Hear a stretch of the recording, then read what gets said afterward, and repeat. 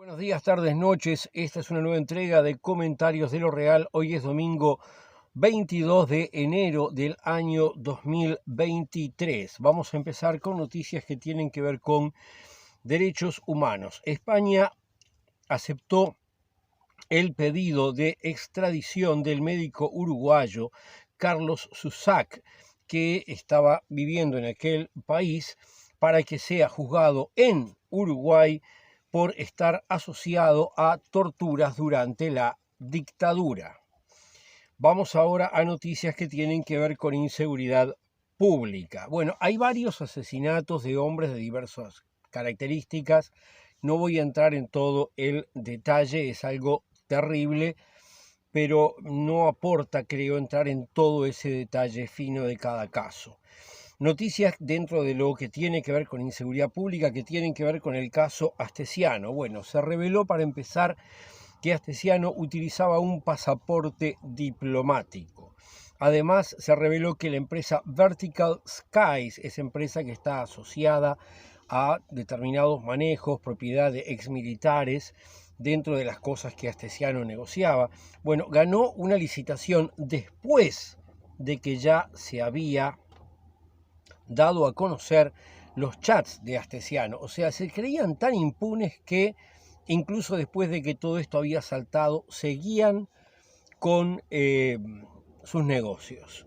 Por otro lado, hay un inversor que aportó criptomonedas para estos negocios de Vertical Skies y después nunca obtuvo una retribución por su inversión.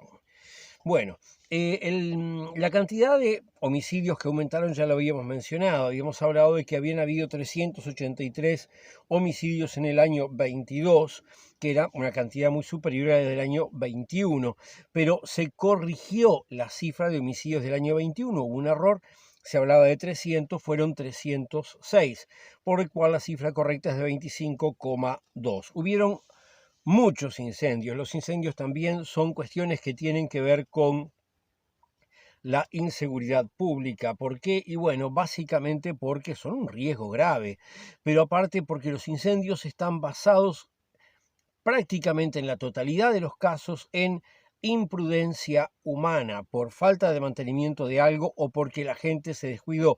Por ejemplo, la prensa habla de un incendio en Canelones que unos vecinos hicieron un asado. El resultado fue la pérdida de una enorme plantación de manzanas, que aparte el seguro no lo cubría bien. Bueno, ahí ya entramos en una cosa de detalle de los seguros como son o no, cosa que no vamos a tratar ahora aquí. Pero lo que voy es cómo hay que ser consciente. No es temporada para estar haciendo asados, excepto que usted tenga un parrillero muy bien construido, con lugares que eviten la dispersión de las chispas y así todo, piénselo dos veces de qué lado viene el viento. Bueno, tenemos por otro lado que la UNACEB, que es la encargada de la seguridad vial, está planteándose hacer una campaña para reducir la cantidad de accidentes de tránsito. También hay diputados de Colonia que están preocupados por la cantidad de accidentes de tránsito. Tenemos por otro lado que un camionero murió atrapado en una cabina al cruzar un arroyo en Paysandú, que está en parte vinculado al anterior. La gente maneja muy mal. Eh, yo cuando vuelvo para casa de trabajar estoy frente a la interbalnearia un buen tiempo todos los días. La cantidad de gente que maneja mirando el celular, la cantidad de la gente que maneja pasando por el lado equivocado. O sea, cuando uno va a pasar a alguien siempre hay que pasarlo por la mano derecha. Bueno, la cantidad de gente que si no le gusta la velocidad que está adelante lo pasa por la izquierda.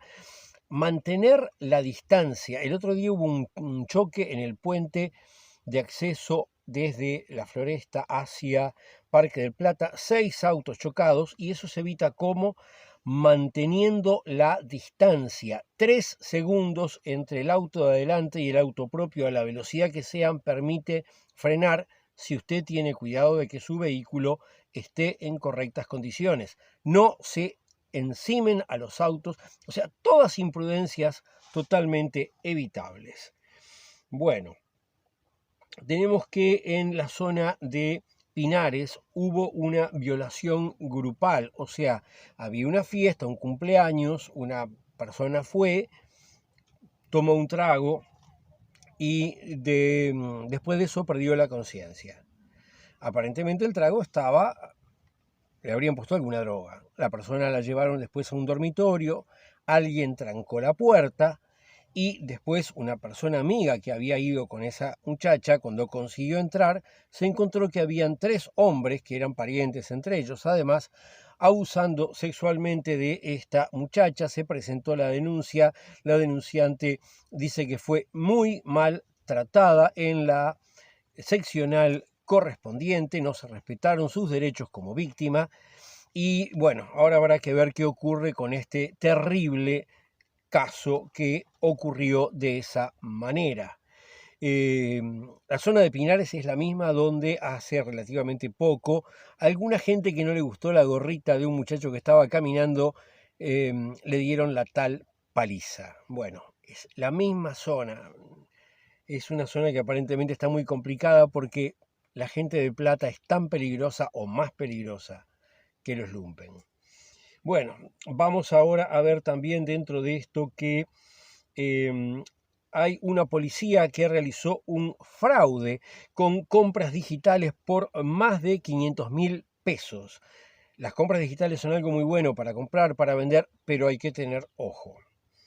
Bueno, tenemos que el Ministerio de Defensa ordenó una investigación. Hay cadetes de la Fuerza Aérea que estaban sometiendo a los más nuevos, a los cadetes más nuevos, a tratos denigrantes y castigos. Hay una práctica que cuando uno ha conversado con alguien que estuvo en ese tipo de instituciones de enseñanza, que es lo que deberían ser, se sabe que a los de menor rango los tratan mal. Tienen dichos como que eso forma el carácter, mamarrachos, disparates. Ojo, no es tan distinto de cuando un docente universitario humilla en clase a sus alumnos y hay gente que lo considera, no, pero fíjense cómo sabe este hombre. No, nunca corresponde. Cuando una persona humilla a otros, siempre está mal, siempre es un acto repulsivo y repugnante. Bueno, ahora se ordenó una investigación, pero esto no es un fenómeno solo uruguayo, no solo de aquí. Basta ver aquella película Los Cachorros, o leer la novela, mejor todavía, de Vargas Llosa, que habla claramente de este tipo de situaciones. Estas cosas ocurrieron desde hace muchísimo tiempo. Es hora de acabar con este tipo de prácticas. Tenemos por otro lado que hubo un femicidio en Castillos. Un hombre atacó a su... Perdón, un hombre atacó a una mujer que era su ex, primero con un machete y después la mató a balazos. Y lamentablemente, bueno, lo primero lamentable es que haya ocurrido el ataque, lo segundo lamentable es que ella murió, pero lo tercero es que el hombre ha sido declarado inimputable, está internado en el Vilar de Bo, el diagnóstico parece de ser de delirio paranoide, lo cual nos tiene que hacer pensar que hay un problema asociado a la inseguridad pública de salud mental. Si es cierto, si no es una trampa de la defensa, si es cierto que este hombre tiene un problema de salud mental, ¿cómo es posible que estuviera por ahí sin supervisión? Bueno, la salud mental es la hermana más pobre de la salud en Uruguay y cuando uno tiene un problema de salud mental y tiene que atenderse a través de ACE, la atención deja muchísimo que desear.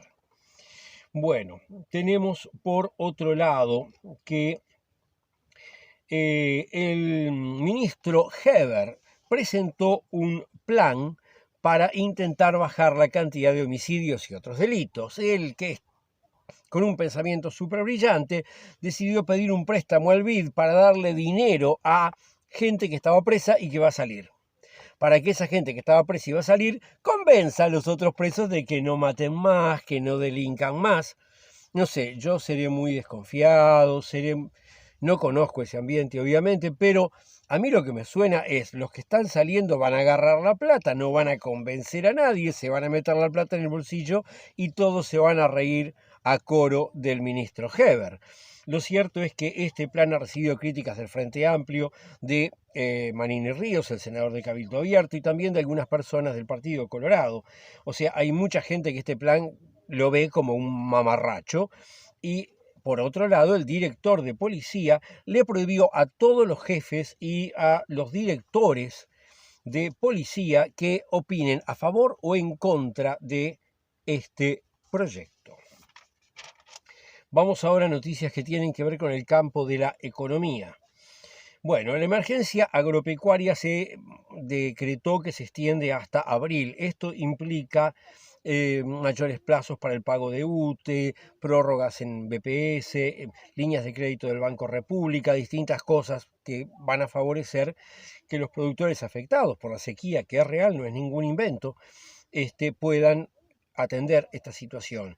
También se está previendo agregar otros rubros agrícolas que no estaban agregados a esta declaración de emergencia: los apicultores, los avicultores, los apis son los de las abejas, los avi de las aves de corral, y también la parte forestal.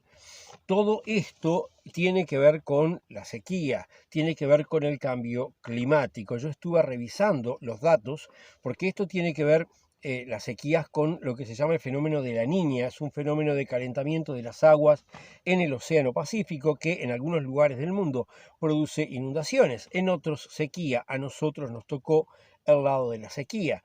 Cuando acá hay inundaciones es el fenómeno de El Niño, es otro fenómeno. Bueno, entonces, lo que tenemos acá es que en los años de este siglo, yo estuve contando según lo que publica de el efecto La Niña, no datos de Uruguay específicos, no, del fenómeno. Ha habido fenómeno de La Niña de los 23 años que van, durante 18 años. A veces en las dos puntas del año, a veces en todo el año, a veces en solo una parte, pero 18 veces. En términos anuales, por lo cual lo que tenemos que pensar es que este tipo de situaciones no son más la excepción, son lo que es más frecuente. El gobierno debería pensar a largo plazo y estimular un proceso de cambio de la producción rural a cultivos que puedan llevarse bien con este clima, a variedades ganaderas que puedan llevarse bien con este clima, o será mejor cambiar totalmente y abandonar las vacas y dedicarnos a otros animales. Yo no lo sé. Yo pregunto, son cosas que deberían planearse por gente con formación en temas que tienen que ver con el agro. Bueno, por otro lado, se aumentó el límite de inversión que las AFAPs tienen permitido para realizar en inversiones de bolsa de empresas uruguayas. O sea, permiten que las AFAPs hagan inversiones de mayor riesgo que los bonos del tesoro y otras cosas, para que de esa manera la bolsa gane, o sea, favorecen el capital especulativo. Bastante coherente con la gente que tenemos en el gobierno, pero fíjense, hay todavía un delito que andan buscando los dineros que se llevaron unos de bolsa y que jorobaron un montón de gente. A ese tipo de capital especulativo van a favorecer permitiendo que las AFAPs inviertan. Caramba. Bueno, por otro lado, la OCE tenía ya desde hace años un plan de saneamiento con una gran inversión muy grande para llegar a 124 localidades en todo el país. Bueno, el gobierno decidió recortar el plan, reducirlo muchísimo. Las localidades son más o menos la mitad o menos, pero además en algunas localidades se ha recortado enormemente a cuánta gente va a llegar. Hay localidades que va a llegar al 10% o menos de la gente que vive en esa localidad. Entonces uno se pregunta, ¿para qué hacer una cosa a medias como esa? Acá lo que hace falta que es más trabajo. ¿Cómo se hace más trabajo? Más inversión directa, más obra pública, más saneamiento de OCE. No, lo reducen a la mitad porque lo único que tienen en su cabecita es cómo le dan los numeritos en la cuenta corriente. No se dan cuenta de la dinamización económica que producen con esto. No, ¿qué hacen? Dejan a más gente que no va a estar trabajando y dejan a más gente que no va a estar recibiendo servicios, y si el calentamiento aumenta, entonces la disposición no más adecuada de los residuos también puede transformarse en algún momento en un problema de salud. Por otro lado, los trabajos zafrales en todo lo que tiene que ver con el turismo han estado regresando al nivel pre-pandemia. Con respecto a lo del turismo, tenemos que el gobierno, ¿cómo está midiendo la llegada de turistas? Bueno, por ejemplo, se fijan en cuánta gente pasa por el peaje y hablan de más de 3.000 vehículos por hora como forma de medición. También hablan de que en Colonia hay un 227% más de gente que el año pasado. El año pasado había pandemia bastante intensa todavía. Entonces, esta es la manera de medir. En realidad, no importa, del punto de vista económico, no importa cuánta gente vino. Lo que importa es cuánto gasta la gente que vino. Pues bien, en Punta del Este, por lo que dicen, en la primera quincena de enero estuvo bastante lleno y hasta mejor. Pero en todo el resto del circuito turístico, vale decir el litoral, donde los argentinos si vienen tienen que pagar mucho más de lo que pagan de su lado, o en Rocha o en la costa de Canelones hubo menor cantidad de gente que en otros años prepandemia. O sea, no se está recuperando el turismo aunque digan otra cosa. Por otro lado, tenemos que en la segunda quincena de enero se ha observado ya que hay una menor ocupación y que están bajando los precios de los alquileres. Como siempre, el resultado del turismo hay que esperar. Cuando termina la temporada se puede determinar cuál fue el nivel de gasto que ocurrió y, por tanto, qué tanto nos beneficia o no en la economía nacional. El MIDES va a aprobar extender durante el año 2023 los beneficios en asignaciones familiares, en el bono crianza, en los descuentos de UTE, todo eso con nivel anual. Y por 6 meses van a mantener un refuerzo que le daban a la asignación familiar para la gente que tiene niños de hasta 6 años de edad. Bueno, aumentó en 30 millones de dólares lo recaudado globalmente por patente de rodados, lo cual implica que hay alguna gente, la gente con mucho dinero, que está con autos nuevos y pagando mucho más. ¿Usted le ha llegado a su bolsillo más dinero? ¿Anda con un 0 kilómetro? Bueno, eso implicaría que usted no es de los Maya Oro que tanto ama este gobierno. Muy bien, otros que son mayores son los bancos, que en Uruguay actualmente son, salvo el Banco República, que es estatal, todos los demás son bancos extranjeros, ya no hay banca nacional, ninguna. Bueno, los bancos han dado más créditos, tienen más clientes, pero han obtenido menor ganancia. Si a mí me preguntan, yo me quedo contento de que los bancos ganen menos. Pero uno dirá, ¿pero cómo gana plata un banco? Bueno, es muy simple, el negocio del banco consiste en vender dinero y comprar dinero. Hacer como si el dinero fuera una mercancía más, lo que le gusta a la gente neoliberal, que por algo es una teoría que mejor se le llamaría monetarista, pero eso es otro tema. Bien, entonces, cuando ellos compran dinero, ¿tá? Usted deposita dinero, lo que hace es que les está vendiendo dinero, ¿tá? Y entonces, ¿qué hacen? Se lo pagan después, cuando lo retira, con un valor mayor que el depositó, los intereses. Pero si usted le pide dinero al banco, el banco después le cobra más dinero, o sea, los intereses al revés. Ejemplo, yo pongo 1.000 pesos en un banco, las cifras que digo son inventadas. 1.000 pesos en un banco y después cuando los voy a buscar me dan 1.100. Pero otra persona viene y le pide 1.000 pesos al banco y el banco después le cobra 1.500 pesos. Resultado, el banco se queda con 400. Con esos 400 paga la publicidad, los empleados, la tecnología, los seguros y se queda con algo de ganancia. Bueno, la ganancia de los bancos está bajando. De repente tenemos suerte y los bancos extranjeros deciden irse del país, favoreciendo que no haya esa actividad extranjera especulativa en nuestra tierra. Finalmente, hay una emergencia sanitaria por vegetal, no humana, que tiene que ver con los cítricos en el departamento de Artigas, que están siendo atacados por un virus. O sea, además de la langosta en Florida, además de la sequía en todo el país, tenemos virus en los cítricos de Artigas. Noticias que tienen que ver con el campo de la política. Gente de Cabildo Abierto entiende que no se ha definido aún los cargos en la Corte Electoral, que eso es responsabilidad del Partido Nacional y del Partido Colorado y que si en algo funciona mal la coalición, dicen ellos, es por causa de que no han definidos los reclamos de Cabildo en ese campo. Por otro lado, yo esto se podía poner en varios lados, lo puse en política porque creo que marca un patrón, después lo voy a explicar. ACE contrató a una empresa para hacer traslados de ambulancia, o sea, para que viene una persona enferma a un centro de salud en un punto X y hay que llevarla a otro, viene esta empresa y traslada a la persona. Muy bien, es una contratación de más de 500 millones de pesos. Ahora bien, se lo concretó esa compra ¿a quién? A una empresa de servicios marítimos. ¿Estamos hablando de ambulancias para agua? No, trasladar en una ambulancia acá por las rutas del Uruguay. ¿Qué tiene que ver una empresa de servicios marítimos con eso? Encima, cuando se empezó a investigar periodísticamente, es una empresa no habilitada por el Ministerio de Salud Pública. ¿Y qué es lo que dice ACE? Que ellos no investigan a quienes contratan.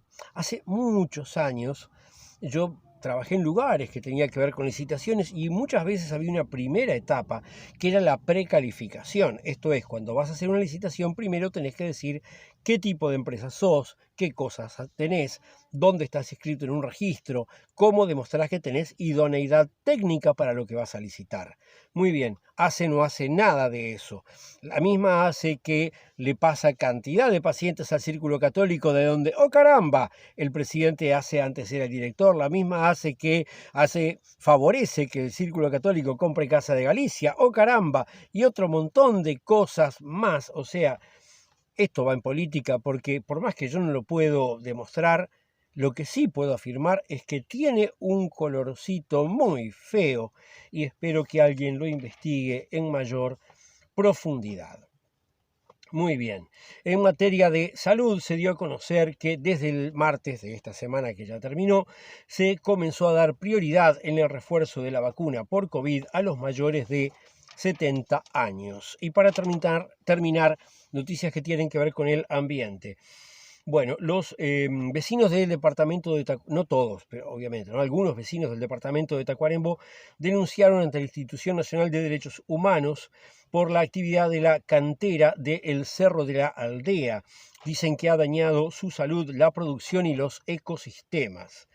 Todo esto realmente es muy preocupante que ocurra, espero que sea atendido y que se resuelva favorablemente para esta gente.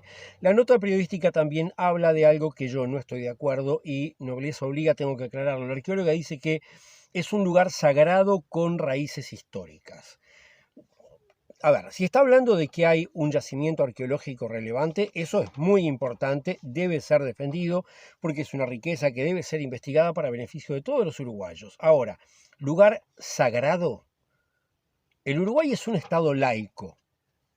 Entonces, las decisiones públicas no pueden tener que ver con nada que refiera a lo sagrado. Alguien puede tener la religión que sea. Una persona puede ser cristiana, musulmana, ubandista, animista, neopagana, wicana, judía, cualquier religión. Puede inventar una religión si tiene ganas, pero no puede salir en una discusión pública a mencionar como argumento para hacer o dejar de hacer algo el carácter presuntamente sagrado de ese lugar. Eso no corresponde, ni en el ambiente ni en nada.